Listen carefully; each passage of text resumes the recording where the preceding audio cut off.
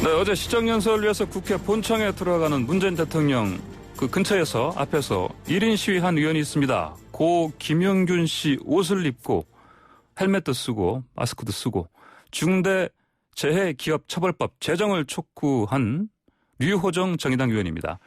자, 중대재해기업처벌법을 알리려던 류호정 정의당 의원 연결해서 자세한 얘기 들어보겠습니다. 안녕하십니까? 네, 안녕하세요. 정의당 류호정입니다. 네, 첫 국감 끝났습니다.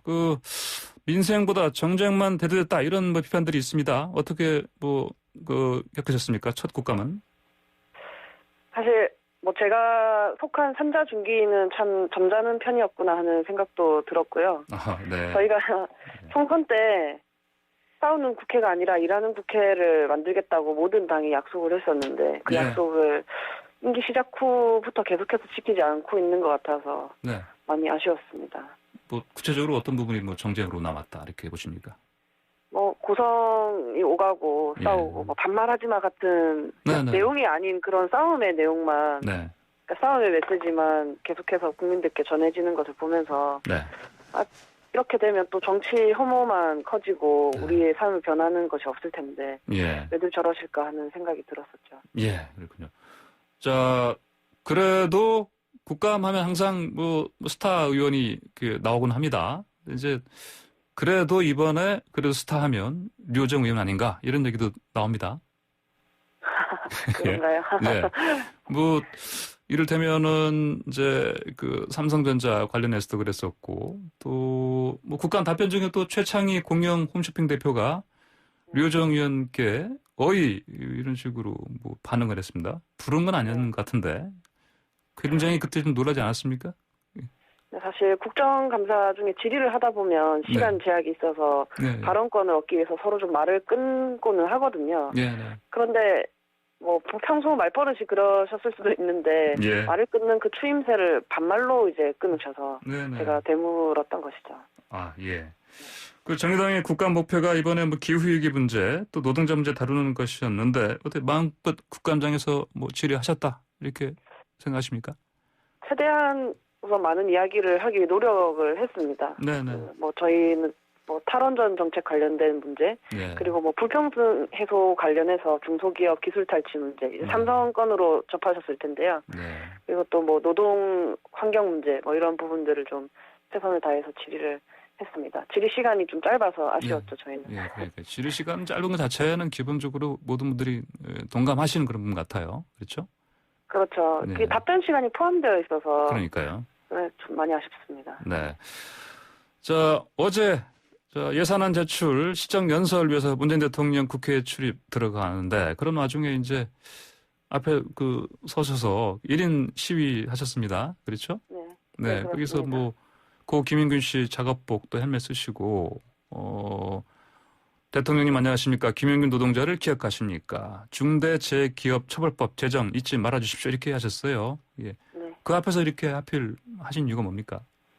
사실 저희가 9월부터 중대재해처벌법 제정 촉구 릴레이 1인 시위를 의원단이 돌아가면서 하고 있었거든요. 어제가 34일 차였고 제 차례였어요. 원래는 로텐돌이나 그 계단에서 시위를 하는데 어제는 국민의힘 의원님들이 그 로텐돌에서 시위를 하셔서 제가 밀려서 바깥으로 나온 거죠. 사실 입법은 국회에서 하는 게 맞지만 그 대통령 공약이 산재를 절반으로 줄인다 이런 것도 있었고 현재 좀 여당이 좀 지지부진한 것 같아서 법 제정에 조금 더 관심을 가져달라고 말하고 싶었어요. 어떻게 보면 말씀하세요. 어떻게 보면 입법 자체를 요구했다기보다는 저희가 벌써 발의를 했거든요. 죽지 않고 일할 권리를 좀 지켜달라고 그런 사회를 만들어달라고 좀 요구를 하고 싶었습니다. 이제 대통령이 이렇게 끄덕였습니다. 그렇죠? 어떤 사인으로 읽으셨습니까? 사실 과거에 노동권 변호사 이력도 있으신 분이거든요. 그렇죠. 그래서 모른 채 하지 않고 여당과 소통해 주실 거라고 그렇게 생각하게 되었습니다.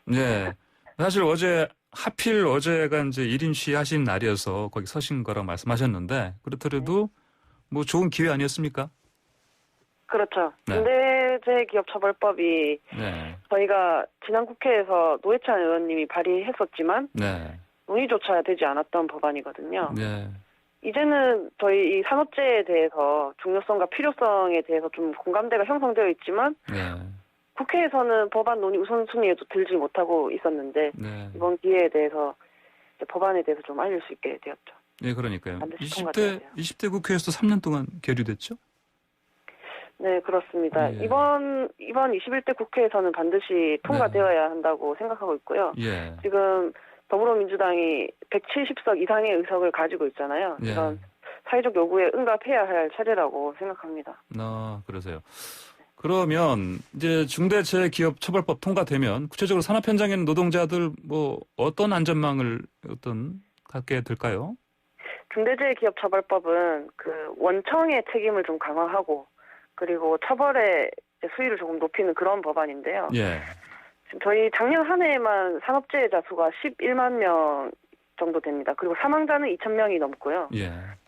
그래서 이런 대형 인명사고와 반복되는 중대재해를 좀 해결을 해야만 하는데 네. 이게 단순히 경각심을 못 타령을 한다거나 뭐 그런 게 아니라 엄격한 입법으로 완결되어야 된다고 생각합니다. 네. 게다가 저희 많은 뭐 최근의 일들을 보셨겠지만 이런 사망에 이르는 중대재해는 개인의 뭐 위법 행위나 뭐 과실이 원인이 아니거든요. 네.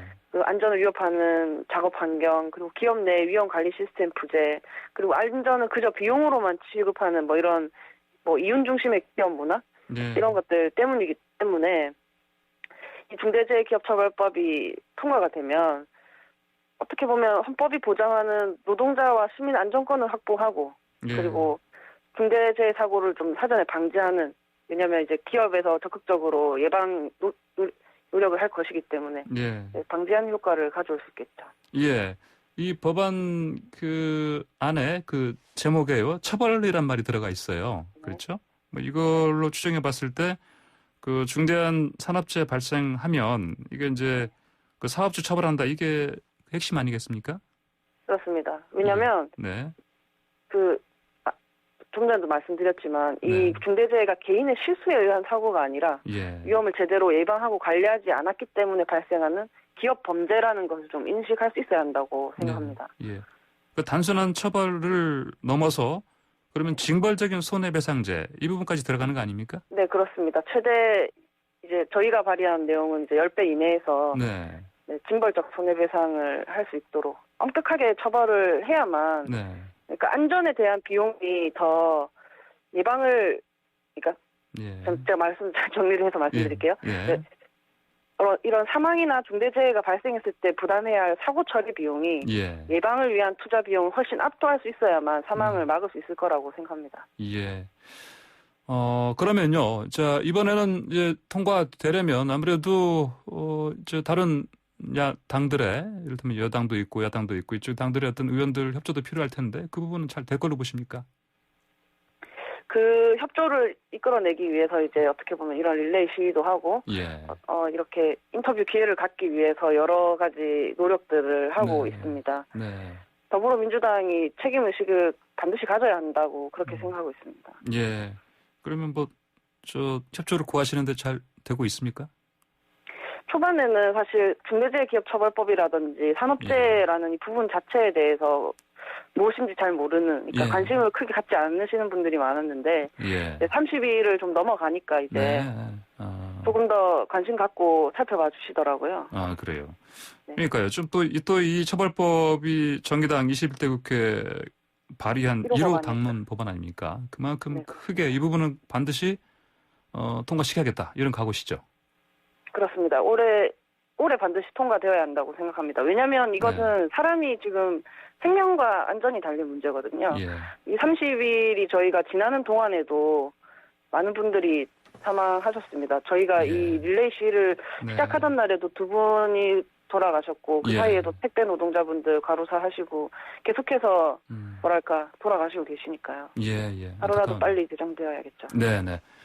자, 방금 택배 노동자 과로사 말씀하셨는데 이제 그런데 그 한 회계법인이 이 택배 노동자의 산재 제외 신청서 이게 대피라는 조항도 나왔습니다. 그렇죠? 네, 그렇습니다. 이런 상황들 어떻게 보십니까? 올해만 그 택배 노동자분들이 10분 이상 돌아가셨는데요. 네. 산재보험법상의 이런 맹점 그리고 또 분류노동을 좀 공짜로 시키는 뭐 이런 문제들이 있었잖아요. 그래서 택배업 전반에 대한 점검이 있어야 한다고 생각하고 정의당에서도 이 산재보험법상의 맹점, 그러니까 제외되는 이런 부분을 줄이기 위해서 현재 준비를 하고 있습니다. 아, 그렇군요. 네. 자, 다음으로 정의당에서 또 기후위기 대비해야 한다 이런 문제의식 갖고 있지 않습니까? 그렇죠? 네. 예. 근데 최근 일본에서 스가 총리 출범한 다음에 후쿠시마 원전 오염수 방류하겠다 이런 계획 세웠다 다시 또 뭐 보류했다 이런 상황입니다. 그렇죠? 네, 그렇습니다. 이런 원전 오염수 방류 계획하면 안 된다 이렇게 보시는 거죠? 그렇죠. 사실 바다와 대기는 국경선이 없지 않습니까? 예. 지금 그린피스에서 후쿠시마 오염수가 방류되면 1년 안에 해류를 타고 우리나라 동해로 유입된다라고 분석을 했는데요. 예. 그렇기 때문에 일본은 좀 주변 국가 다음 세대에게 이렇게 피해를 줘서는 안 된다고 생각하고, 네, 주변 국가 또 충분히 소통을 해야 한다고 보고 있습니다. 그러니까 주변국만이 아니고 또 사실 일본 안에서도 또 어민들도 이것 때문에 또 이를테면 다른 나라에서 금수조처를 내리지 않습니까? 그렇기 때문에 피해를 본다 이러면서 또 이제 반대하는 이런 목소리가 들리고 있습니다. 네, 일본 사회 내에서도 이제 오염수 방출을 반대하는 시민사회가 있고 이분들과 그리고 또 중국이나 이런 인접 국가를 중심으로 해서 연대해서 좀 일본을 압박해야 할 필요가 있다고 생각합니다. 네, 알겠습니다. 오늘 말씀 잘 들었습니다. 감사합니다. 네, 감사합니다. 네, 지금까지 류호정 정의당 위원이었습니다.